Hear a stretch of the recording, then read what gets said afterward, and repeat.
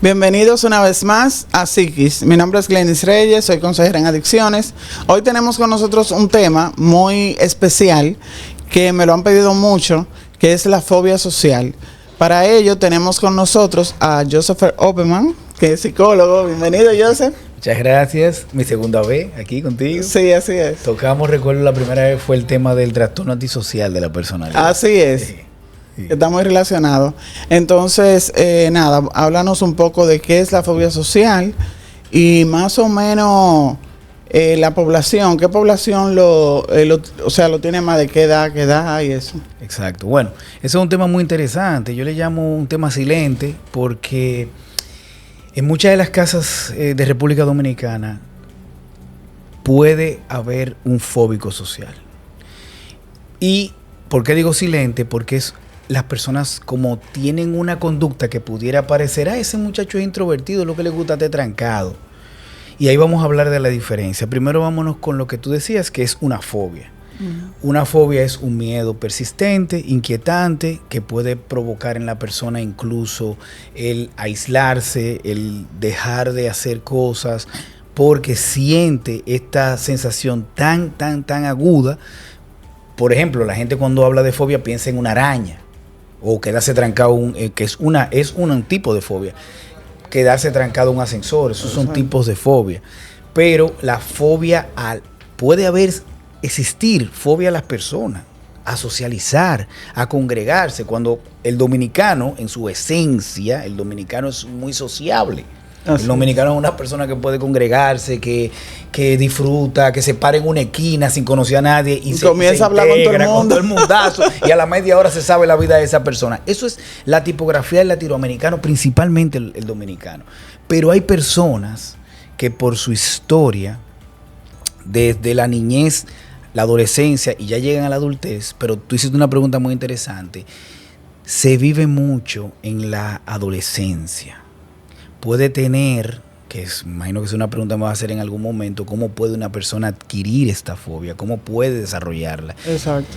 Y la respuesta a eso es, casi siempre puede venir por el bullying, que es muy normal en el colegio, por el rechazo social, incluso hay casos de jóvenes que nunca habían tenido una experiencia de enamorarse y cuando deciden, como decimos nosotros, lanzársela a una muchachita, esta muchacha le dice que él no le gusta. Y él hacer una introspección totalmente distorsionada y creer que él no le gusta porque él es feo. No es porque necesariamente no todo tipo de persona le va a gustar a todo el mundo. Claro. Entonces, una persona que empieza a sentir estos síntomas pasa por un proceso cognitivo de generar una interpretación negativa de un hecho. Ojo, no solamente a una persona que le hagan bullying en el colegio va a desarrollar la fobia social. Un niño en una casa que siente abandono de sus padres, que los padres no les prestan atención, que cuando ellos llegan, por ejemplo, suelen ser padres que trabajan el día entero y llegan en la noche, este muchacho que se ha pasado, esta niña que se ha pasado la mayor parte del tiempo trancada en la casa o trancado en la casa, lo que quiere es contarle cómo fue su día. Ay, no, mira, no me hable ahora que yo tengo mucho trabajo. Y esa especie de rechazo que muchas veces ni siquiera es de maldad.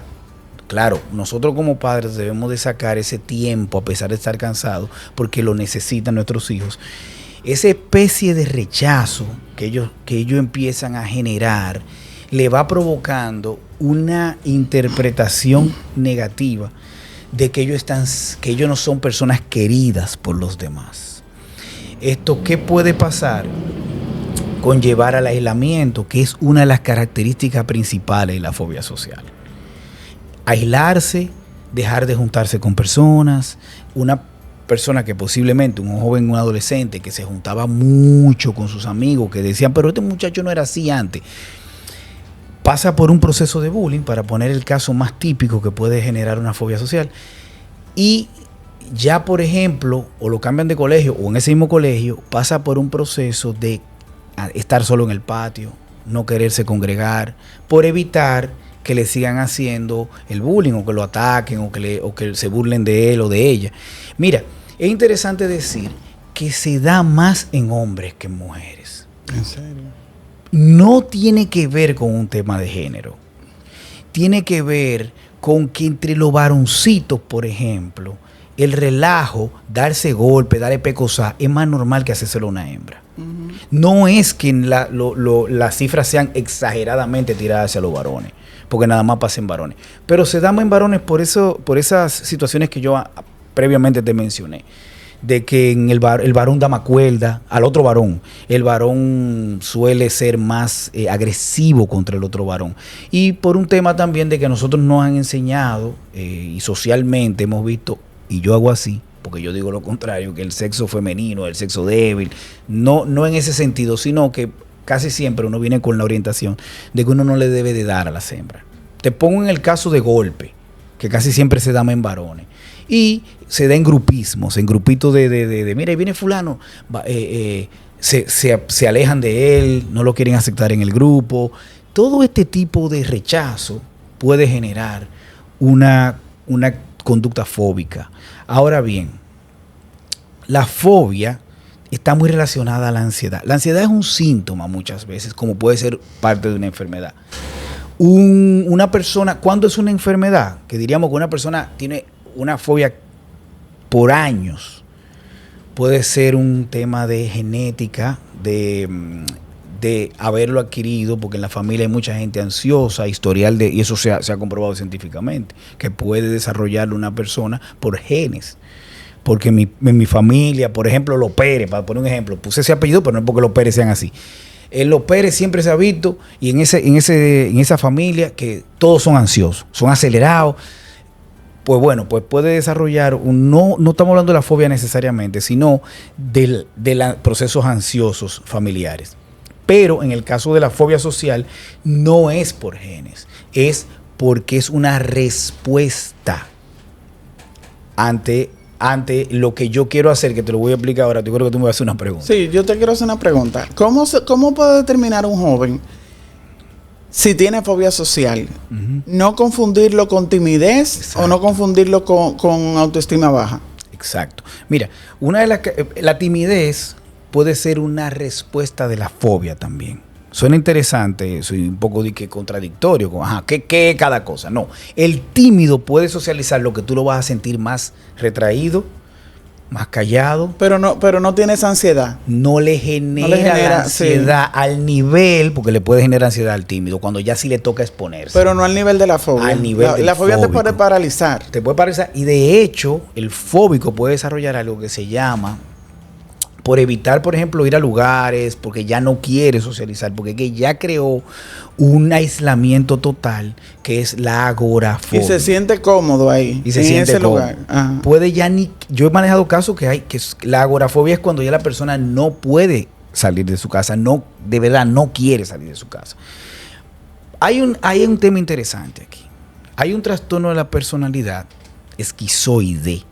El trastorno esquizoide de la personalidad, hay que tener cuidado si lo confunden.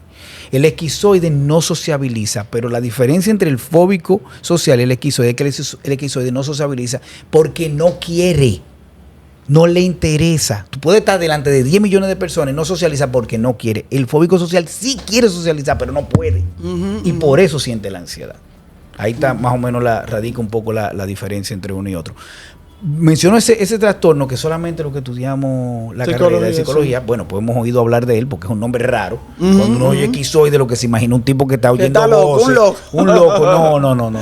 Es un tipo de personalidad con esas características. Aislado, no tiene muchas expresiones de alegría, no le interesa mucho el sexo. Se parece mucho a la social, porque es que lo que te digo, hay varios términos que agrupan este tipo de personas que son aisladas, que no salen, que no se juntan con nadie, que siempre están solos.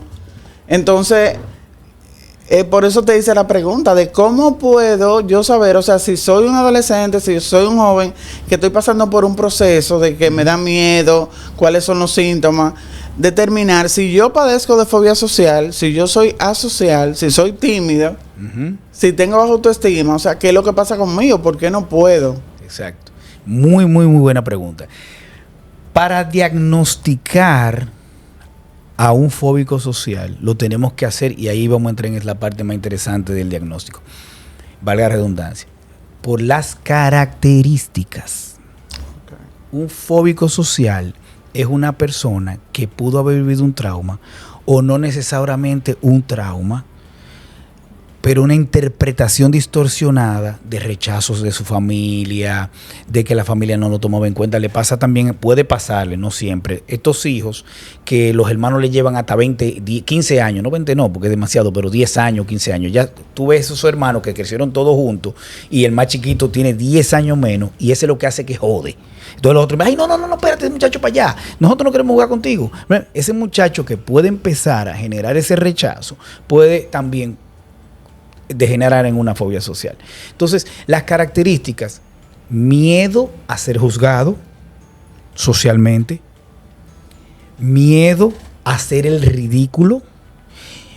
Como también manejan mucha ansiedad, empiezan a ponerse tembloroso, sudoroso, la voz, lo que le llaman de que tira mucho gallo. Sí. Por ejemplo, si tienen que hacer una exposición, eso es traumático. Sí. Esas personas se le ha ido hasta la voz a una persona con fobia social en un escenario donde está en el colegio, que tiene que exponer delante de muchas personas, donde muchos padres. Pero yo tengo casos de jóvenes que yo he manejado que en su curso, o sea, tienen el mismo grupo que están desde chiquitico en el mismo curso y delante del grupo le cuesta exponer. ¿Por qué? Porque es una interpretación distorsionada. Me están juzgando. Okay. Esa es la principal característica, yo una creo. de las principales características que tiene. La ansiedad que manejan con este tipo de actividades lo lleva, y aquí viene donde muta ya a la adultez. ¿Qué pasa con el adulto que llegó, el fóbico social que llegó a la adultez? Va a evitar posiblemente trabajos, suelen tener trabajos de índole. Se da muy bueno en temas de almacén, trabajando solo, que tenga que con los trabajos que están de moda ahora, que trabaja desde la casa en la computadora, sí. Que no tienen que hacer reuniones, que no tienen que exponerse en público, trabajan en pantalones cortos en su casa. ¿Qué tú te identificas un poco con eso de descripción?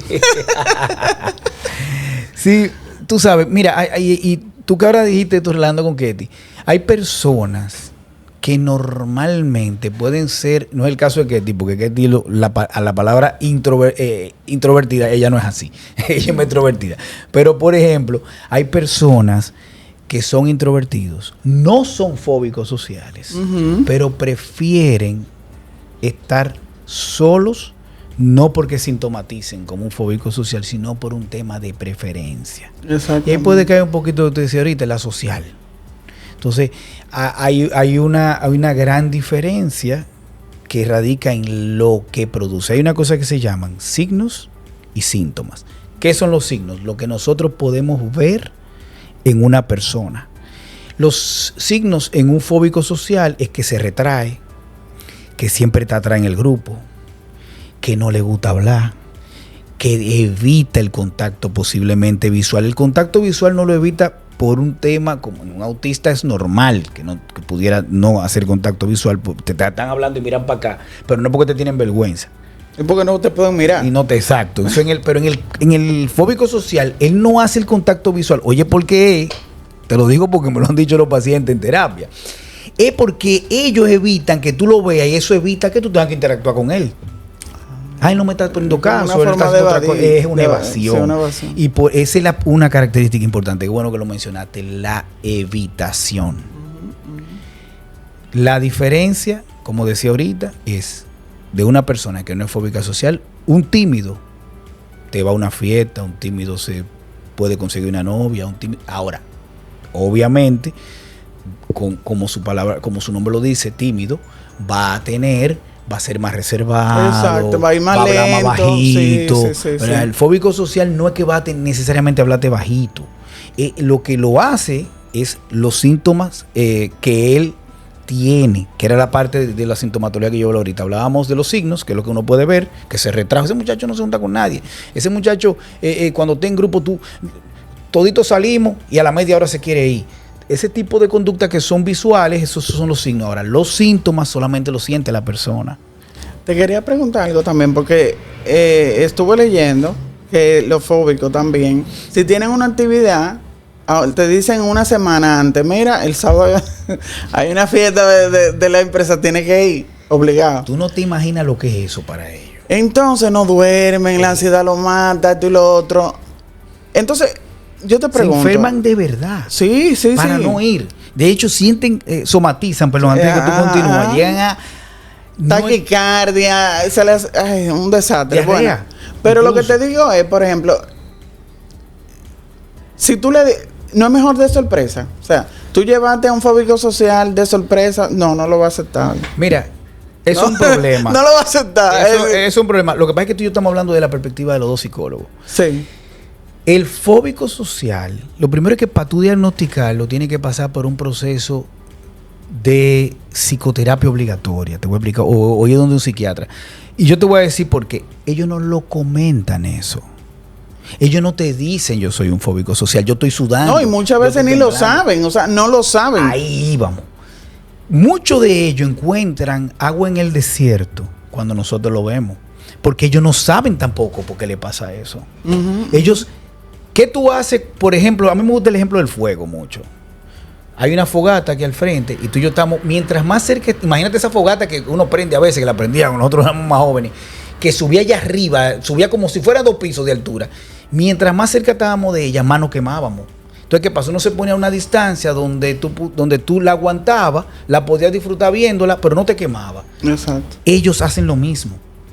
Si la actividad le provoca esta sensación ansiosa que quieren evitarla, el alejarse del fuego es el equivalente o a no ir, o en el ejemplo, ya le tocó tener que socializar, se ponen atrás, están callados, cogen el celular y se ponen como que están haciendo algo. Lo que están es pensando cuándo es que yo me voy a ir de aquí. Sí. ¿Tú me entiendes?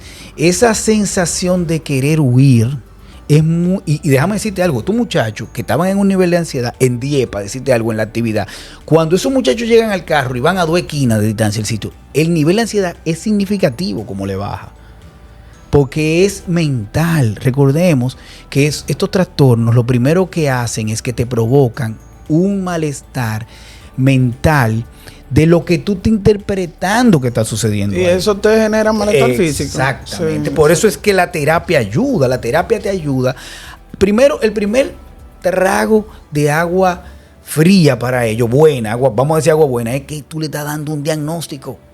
Que esto te pasa porque tú tienes esto y específicamente hoy en día, señores, tenemos una herramienta que ojalá la gente lo usara más, pero que lo usaran para bien, que es el ChatGPT. Cuando tú le dices a un muchacho de esto, viejo, lo que tú tienes se llama tal y tal, búscatelo. Y agarran ChatGPT. Lo que pasa con ChatGPT es que ya ChatGPT te da una respuesta automática muy rápida. Antes había que fajarse a buscar. Primero era el libro en la época de nosotros. Teníamos que ir a buscar un libro. Después llegó el internet con el Google, pero el Google lo que hacía era que te daba informaciones como esta página te dice esto, esta te dice eso. Hoy en día el ChatGPT te da la respuesta exacta en el momento. Entonces muchachos buscan el ChatGPT y dicen, wow, pero esto mismo es lo que me pasa. Entonces, ¿qué pasa? Eso te da una sensación psicológicamente de que ya tú sabes lo que tienes y que hay un puerto a donde ir, que existe la recuperación de esto. Así es. Porque lo primero que te preguntan es, no dicen doctor a ti a mí, doctor, le dicen doctor a uno a los psicólogos, doctor, esto se quita. Lo primero, te lo preguntan como con una esperanza y tú le dices, si tú lo trabajas, hay casos que son más radicales que otros, hay casos que son más resistentes que otros, hay casos que son súper rápidos. Yo manejé un caso, lo estoy manejando ahora. Él va a ver este podcast, no puedo decir su nombre, obviamente, por ética profesional. Lógico. Pero yo lo uso mucho porque es uno de los casos que yo he visto, Lenny, y voy a mencionar también que fue medicado con ansiolítico. De los casos que yo más satisfecho he sentido, me he sentido por su mejora. Por su mejora tan rápida. Porque realmente quien hizo todo fue él. Yo puse mi expertise, mi carrera, lo que yo sé hacer, pero este muchacho tiene una gana de mejorarse. Que ese muchacho el día de hoy, él va a terapia. Yo le digo relajando, viejo, dale una galleta a una gente y vuelve. Porque es que tú estás viniendo aquí, tú estás demasiado sano. Tú estás demasiado bien. O sea, no dice Hopperman, no, es que yo sé, y eso me gustó que me lo dijo, que si yo me descuido, yo puedo recaer. Sí, porque es que fueron mucho tiempo. Estamos hablando de una gente que ya no salía de su casa. Glenny, la terapia eran por video. Ay, santo. Cuando él vino la primera vez a verme, como un mes y pico después, casi 2 meses, un mes y pico o 2 meses, que yo lo conocí físicamente. Porque tú sabes que no es lo mismo una gente, es increíble, no es lo mismo una gente por un celular, en una videollamada o hasta en una tablet, que una gente presencial. Yo decía, wow, tú eres otra persona. Hasta hablando tú eres otra persona. Tú cambiaste, el tipo empezó a avisar el barbero. Porque el que está en su casa tirado, que no tiene que exponerse, está todo tirado. Y no era que él estaba sucio cuando él me llamaba por videollamada, era que tal vez tenía la barba más grande, el pelo más... Tú sabes, se peinaba nada más para hablar conmigo. No tenía que... Además, cuando uno está en un escenario de hacinamiento, hasta emocionalmente eso se siente. Claro. Ese muchacho compró vuelo, tenía años que no viajaba, ya se va de viaje, sale todos los fines de semana con la esposa, está casado. O sea, le devolvimos la vida. Y ese caso es el que habla a favor de mucha gente que va a ver este podcast, que está en su casa, que nunca le han dicho, tú tienes esto, que ellos no saben lo que tiene y tienen posiblemente años trancados en su casa, queriendo salir y ya incluso resignado a que esa es su vida. Así es. Yo quería hablar también de los medicamentos, ya por último, que yo sé que no somos psiquiatras, lógicamente. Exacto. Pero ayudan mucho, ¿verdad? Claro la medicación sí. Con este tipo de fobia. Miren, todo lo que sea un trastorno de personalidad, y esto es importante que se escuche aquí, todo lo que es un trastorno de personalidad no tiene una medicación específica. No venden un anti-borderline, no venden un antifóbico social. Lo que se medica es los síntomas. La ansiedad, la depresión, toda esta y claro, hay que hacer un cuadro clínico, hay que ver la historial del paciente. No se va a medicar por medicar. O sea que cada uno es y hay casos que no necesitan medicación también. Pero la combinación de farmacología por la sintomatología, pero lo principal, y no quiero quitarle el mérito a la psiquiatría porque nosotros somos hijos de ella, y yo soy pro psiquiatra, yo vengo de un staff donde nací con un psiquiatra al lado y trabajo con ese mismo psiquiatra, el doctor Héctor Guerrero Heredia, que le debo todo lo que soy. No solamente es que yo soy pro psiquiatra, es que el paciente, cuando tú bajas los niveles de ansiedad, cuando el paciente vuelve a dormir, todo eso se consigue farmacológicamente también, y luego el paciente, cuando empieza a bajar sintomatología, se le quita la medicación y ya puede funcionar sin ella también. Sí, o sea que ese otro tabú que existe con el tema de la farmacología, pero sí, trabajamos en conjunto con farmacología, no se decide a lo loco. Yo mando, me llegan primero a mí y yo veo que el grado, ese caso que tú estoy mencionando, yo dije, no, este caso, si yo no le pongo un psiquiatra, yo no lo voy a resolver. Efectivamente. Hay que estabilizar primero al paciente. Es más, mire, el doctor Morales, le voy a dar su payola aquí. El doctor Morales, que es del equipo de nosotros, cuando yo le mando el caso, yo sabía que desde que Morales lo medicara, yo no sabía que la respuesta iba a ser tan rápida, pero yo sabía que desde lo medicara el doctor Morales, en este caso, iba a haber una respuesta rápida y significativa, que me iba a ayudar a mí, te iba a ayudar a ti. Porque si nosotros creemos, pues y eso pasó, eso es la vieja escuela, que había una rivalidad entre psicólogo y psiquiatra, había psiquiatras que no mandaban al psicólogo y habían psicólogos que no mandaban al psiquiatra, el paciente, y estábamos haciendo daño. Pero ahora ya... Una alianza. Claro. Sí, no, es que sin la una sin la otra, muchas veces. Hay casos que nada más un medicamento que resuelve el problema y el paciente se pone bien y no necesita psicoterapia. Y hay casos en que sí lo do, y hay casos en el que nada más es psicólogo. Es mami, el psiquiatra de allá. Sí, exacto. Lo que te digo, que cada uno, o sea, depende de la persona, de que tenga la persona. Por eso es que no se puede estar generalizando. Guerrero, yo me río mucho con Guerrero porque manejamos un caso reciente que no es de eso, pero para hacerte la anécdota. Y Guerrero me lo manda y yo veo que no lo medica, pero cuando yo empiezo a trabajar con el paciente veo que hay una obsesión muy fuerte en ese caso y digo yo, no, vamos donde Guerrero. Y Guerrero me dice, esto psicólogo ahora, cambiándole la... Pero después que le comenté, él dijo, no, sí. Mira, yo no lo quería medicar porque para que tú veas que los psiquiatras no medican por medicar tampoco. Exactamente. Él lo medicó porque después que yo lo vi varias veces al paciente y vi la sintomatología, yo dije, bueno, mira, a mí me preocupa que es una idea de referencia. En el caso de ese, para no salirnos del tema, una idea de referencia es que un pensamiento ilógico que él cree que es verdad, pero a la vez está consciente de que ese pensamiento le llega por su cabeza. Entonces, él ya por eso sí decidió medicar en ese caso. Ahora bien, volviendo al tema que nos atañe, una sin la otra. Psiquiatría sin psicología o psicología sin psiquiatría, en muchos casos no va a funcionar, señores. Muchas veces han ido donde nosotros, cualquier psicólogo, muchos psicólogos buenos que hay en el país, y los padres deciden llevárselo. ¿Y qué dicen ellos? No, que ese psicólogo no es bueno. No. Posiblemente, aquí no quiero atacar a colegas, porque ya yo sé cómo se trabaja hoy en día en República Dominicana, que trabajamos mano a mano entre psiquiatra y psicólogo. Y sé que hemos avanzado mucho en ese sentido. Pero cuando pasan esos casos, que son muy pocos, que lo llevan a otro staff, llegan al staff de nosotros. Lo estaba viendo el psicólogo tal. A mí no me gusta que me den nombre, porque a mí no me gusta hablar mal de colegas. Pero nos damos cuenta de que el caso era porque no se mandó a psiquiatría, no se mandó a medicar. Un caso que señores, es importante que se sepa que no estamos diciendo que todo el mundo arranque a beber patilla. No, pero te tengo una pregunta también con relación a eso. ¿Qué tú le puedes decir a una persona que no tiene los recursos económicos para ver a un psiquiatra, para ver a un psicólogo y que padece de fobia social? ¿Qué tú le podrías decir a esa persona? Es una pregunta muy, muy, muy interesante, pero la verdad es que nuestro país es un país pequeño. La psicología se paga en nuestro país. Hay centros y hay hospitales. Hay centros públicos de psiquiatría y psicología, que dan el servicio, y que hay una población que es la más desvalida, que es la más afectada por el tema económico, porque realmente una cosa no tiene que ver con la otra, pero un medicamento, nosotros no somos dueños de medicamentos, ni los psiquiatras del país son dueños de medicamentos, eso no es verdad. Los psiquiatras refieren un medicamento que ya fue hecho por la ciencia, que lo venden en toda la farmacia, y los medicamentos genuinamente son caros.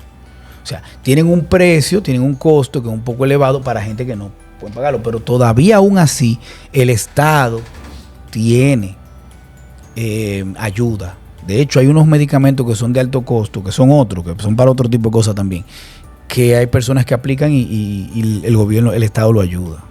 Muy bien. Bueno, yo pienso que hemos abarcado ya bastante, ¿verdad? Sí. De lo que es el tema. Te agradecemos mucho que estés aquí con nosotros una vez más, y danos tu teléfono, cualquier persona que quiera comunicarse contigo para terapia o lo que sea. Vamos allá, el canal, todo lo que tú quieras.